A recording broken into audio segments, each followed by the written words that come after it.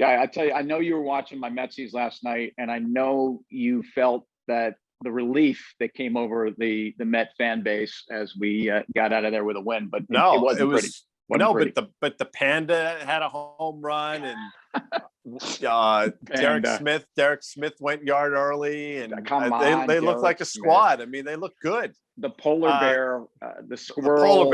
polar bear, right? Meanwhile, Jeff McNeil It's a nice is. head of hair on him, huh? I mean, He's another one of your 7 DHs. It's incredible. I mean, he plays second base wherever he dude, plays. It's like he's got a picking nice up hand grenades. He's got.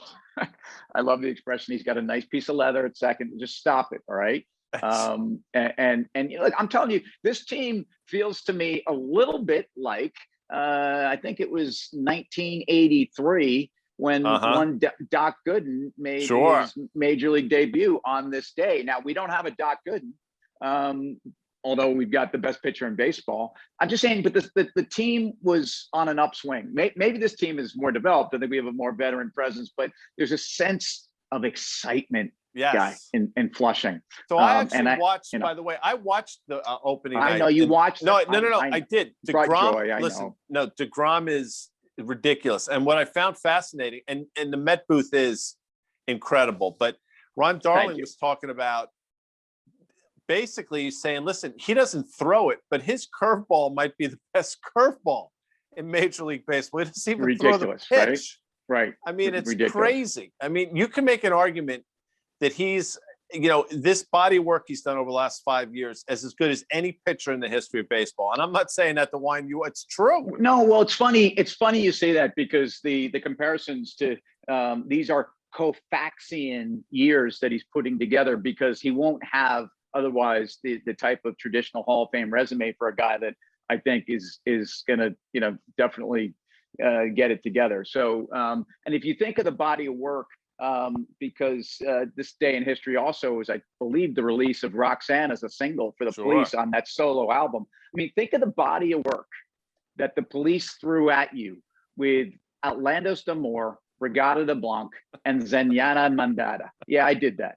And again, then they came back with the Ghost in the Machine, and like, what was that? 82. I know that sucked. That is one. That 82? Is that right? Something maybe. Like that. Yeah.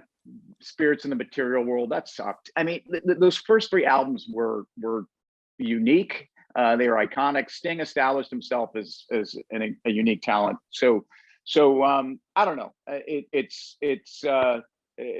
was, I don't know how I transitioned to that body of work. Speaking of body, I'm playing hurt today. I actually had to go to the dentist tomorrow. Dude, I'm puffy. I mean, your fingers better. I had an extraction today of a tooth, as in like a front tooth, where I had a post that went bad on a crown. I'm getting a lot of detail. It was, let's just say, man, I know what it's like to take a cortisone shot or two and get out there on the hill, even when the elbow's barking. This is what I'm here to do, man. My mouth is my elbow, as a pitcher. I'm a talker, and here I am, man. I'm playing hurt, and I've got basically a fake front now, here and here. So don't, when people say that Seymour, he's pretty shallow, he's pretty fake, you can be like, yeah, you know what? He's not shallow, but his front couple are fake. So well, you can't tell from my vantage point, you can't tell, but that Novocaine feeling when you have that numbness, it's the work, and you're trying to work it out, and it just takes time. I feel like I've got kind of a puffy something that I'm not normally given. I assume I sound different. I feel different. Hopefully my lip doesn't look like it's 3 times, like someone had just popped me in the lip. No, you sound good. But who else sounded good? This is an awkward segue, but everybody sort of bows at the altar of Jamie Dimon, and he's the greatest banker since literally J.P. Morgan. The irony there is not, lost on me. But he came out basically saying, "Bull, put on your bull suit for the next 2.5 years," because he sees this run last until middle of 2023 or so. Well, again, like Jamie Dimon is the informal kind of leader of the banking industry, and different than the Federal Reserve, even though the Fed is still their governor. And speaking of, you thought your segue was a little awkward. I thought it was decent, actually. But Nice. speaking of like a fake front, I mean, this is what I heard him talking about is that, you've got deficit spending but it's going to be a party until it's not. And that's kind of scary when you think about it. He basically said that, it could be a bonanza into early 2023. And this is a guy who at least I think he's got a ton of credibility and I like him. I don't necessarily love the way the banks have been at the center of our lives in good ways and bad ways, mostly bad in the last 13 years or so. But I think he's highly credible, and I think he's highly rational. And I do think he's highly rational, both into his view of the economy. I don't know. I think his politics are relatively rational. I haven't ever seen him, be extreme. And when he says something that sounds almost overly ebullient, I get a little worried because it's just not what I'm used to hearing out of the guy. Maybe I misheard that. Did I hear it? I mean, what did you hear?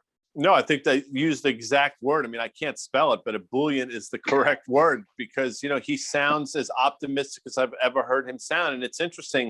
I mean, he's a banker. Other bankers, Lloyd Blankfein has come and go. I mean, you can rattle off 5 or 6 names of people that have come and gone over the years, and he's still there. And he is transcended, I think, the industry in a lot of ways. So when he makes, it's not unlike Warren Buffett making comments, quite frankly. When Jamie Dimon says things like this, you got to listen. I wouldn't say the market's necessarily listening today, not that the market's doing anything, but it's noteworthy. And the fact that he thinks this can continue without any real ramifications, I think you have to take note of that. Well, as we get back to our police references and that, is it a canary in the coal mine? Sure. I thought of that immediately. But yeah, I mean, can't stand losing you, I mean, I can't, what happens when the Fed is not here? Because there's what's left standing when the Fed tells you it's over. And I'll tell you what's left standing: the spirits in the material world, Tim. Wow. See what I did there? Was that deep? Well, we probably need to get out of here, but if I get lost, man, I'll send you a message in a bottle. All right. See you later. Later.